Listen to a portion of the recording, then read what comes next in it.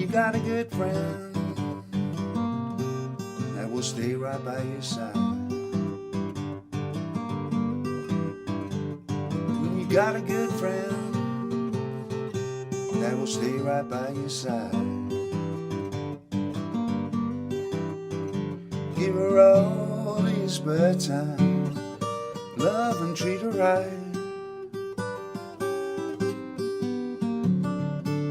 I mistreated my baby, I can't see no reason why. I mistreated my baby, I can't see no reason why. Every time I think about it, I just wring my hands and cry. Oh, could be wrong, but could be right. Oh, could be wrong, but could be right.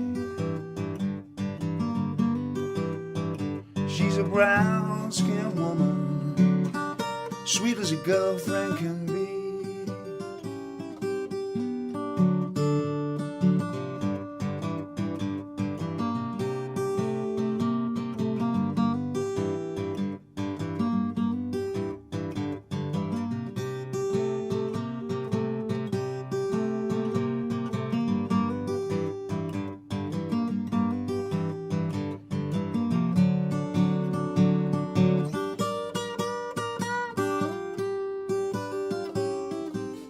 Hey guys, great to see you. Joe here. Welcome to another lesson, and thanks very much indeed for joining me for this one. So there you heard my rendition of a song by the great Robert Johnson called When You've Got a Good Friend. And it's a real cracker, this one, and I'm really hoping that you'll take the time to learn it, because I feel there are lots of different techniques in this one which will help you on your blues journey. Now, the song is in standard tuning. I played it with a capo on the 3rd fret because that's where it suits me vocally. When Robert Johnson plays it, he capos it on the 2nd fret there and tunes it slightly sharp. So if you're interested in playing along with the CD, then place the capo on the 2nd fret and tune up a little bit sharp. Now, for the purposes of this lesson, I'll take the capo off and we'll look at it just standard, yeah? And then you can kind of play about with the capo should you wish to do that. So let me zoom on in and do what I usually do and start explaining the song to you. Okay, so let's take a look at all the different elements that you'll need to play this song then, yeah? Starting with the intro. We play the 1st and the 4th strings on the 12th fret, and what happens is the 4th string descends, so it goes 12, 11, 10, 9, first time around, and then it goes 12, 11, 10, A7, B7. Okay, so let me play it for you, and this is a great opportunity for you to make this your own. Make sure you have a listen to the Robert Johnson version. He plays quite a lot of notes in this intro, but it's, as I say, a good opportunity to make it your own. So the intro sounds like this.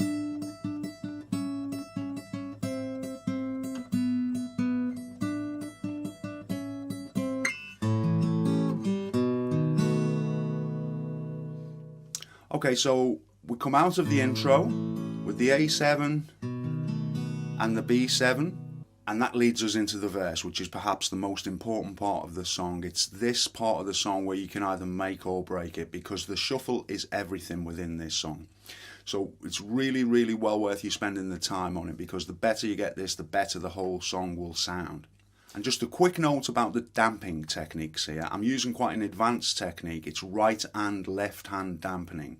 So what I'm doing, if I'm playing an E for example, is when I've played the 2 or the 4, I'm pressing and releasing, although you might not see it, but that allows me to dampen that string. And then on the right hand, my thumb is playing the note and returning straight to the string. And that's how we're getting this real kind of left-right hand dampening. And really, it's the best technique for this kind of song, because if we use our palm dampening like this, it's a completely different sound, and it's not really the kind of Robert Johnson sound. But whatever works for you, I think that's what's important, because it's important to make it our own. So if you're just wondering how I'm getting the sound, I just thought I'd touch on that. The shuffle is going between 2 and 4, and we're counting 1 and 2 and 1 and 2. And every time we count 2 is when the ring finger goes on the 4th fret. So let me show you that. 1 and 2 and 1 and 2 and 1 and 2 and 1 and 2. Okay? Now when we go to the A shuffle, we're playing between 2, 4 and 5 on the 4th string.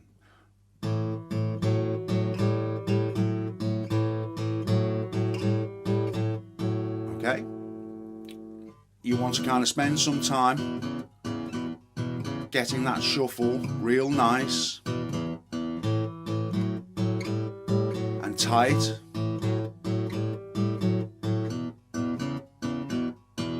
And if you listen to the CD of Robert Johnson, you'll see what I mean. He gets a very, very distinctive sound on this shuffle.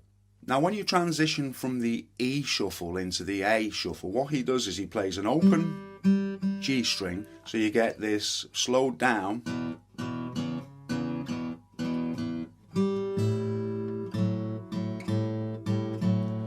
you get that sound.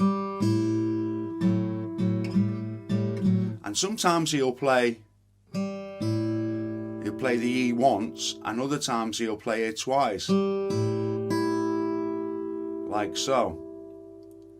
And so when he sings the first line, he's only on the E for a very short while. It's just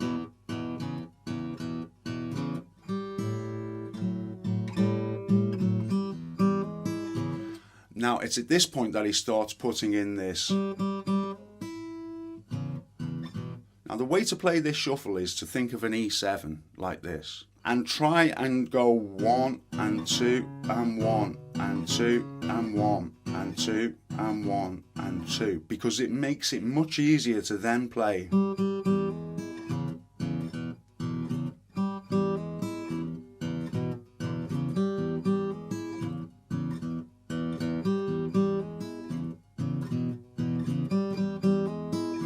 So that's what you're looking to try and master. I'm sure with a little bit of practice you'll get there.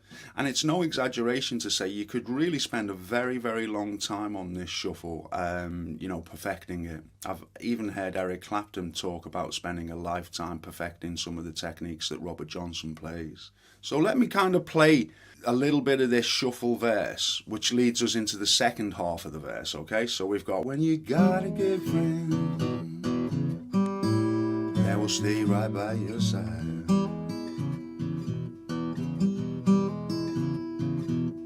When you got a good friend that will stay right by your side. Now this is where we come into the second half of the verse. We play a B7, give her all your loving. So you're looking for a, okay, like a brush, and you're just going 1, 2, 3, 4, and we come up here to the 7th fret 1st string and the 8th fret 2nd string. Okay, and we bend it, but we're not looking to bend it too much. Okay, it's quite a slight bend. And we play an open E note, and we slide into that 7th fret 3rd string and then 5th fret 2nd string. Okay, so we've got the end of the verse, which leads us into the turnaround, and there are so many variations that you can play here. It's another one of those areas of the song where you can really try and make it your own. What I'm going to do is I'm going to show you a couple of the ones that I used, but I'm really hoping that you can come up with something of your own, because there is really plenty of scope to do that. Okay, so one of the ones I play here is like if you imagine a D7 position like that, we move it up 2 frets, we've got an E7, okay, and we can play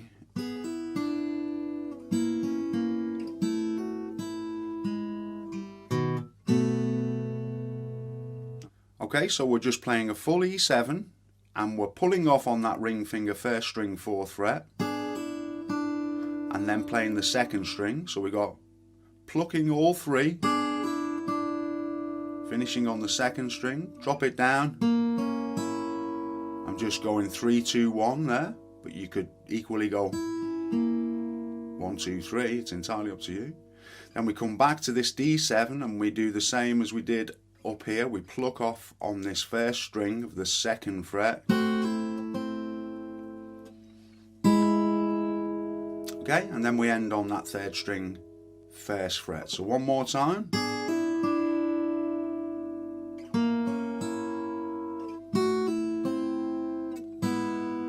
And then we end it with the B7.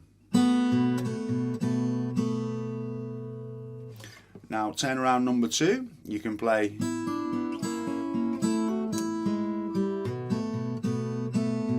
one more time.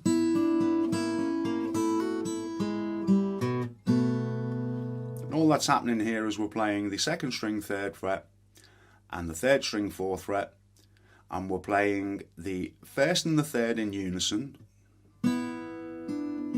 then 2nd and 3rd, same again.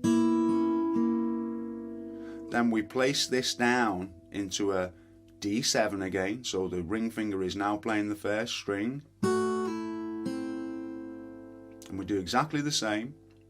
We finish on that string again, 3rd string, 1st fret.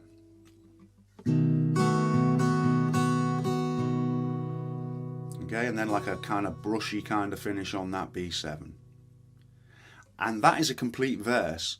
And so once you can play a verse, it literally, all the other verses just repeat that same pattern. So you want to try and look for a little bit of variation of your own between the verses. It only need be slight, but you know, it'd be nice to put a little bit of variation in between the verses. Okay, so let's now take a look at the ending. Now, the way to end the song is at the end of the verse, we have our figure here, which we're familiar with.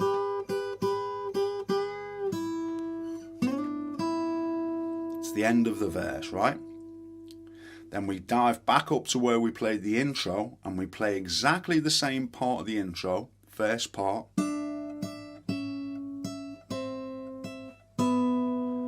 Okay, so that's just 12. This is the 4th string descending again. 12, 11, 10, 9. Then we scoot up onto the 5th string, 10th fret. Play that note. Then we go onto the 4th string 11th fret and play that note. And then we bar all those bottom 4 strings on the 9th fret and put our middle finger on the 10th fret 1st string and end it with that chord. Okay, so we have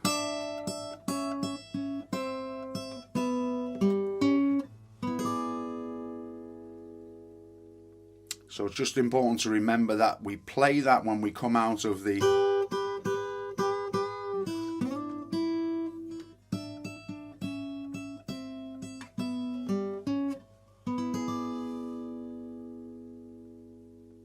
So I hope that helps you guys. Now that you've got all those elements, hopefully you can work on them separately and then bolt them all together and then spend some time working on the song as a whole.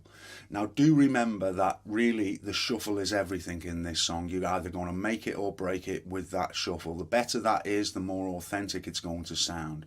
So good luck with it, enjoy the journey, make it your own, and I look forward to seeing you soon with another lesson. In the meantime, all the best.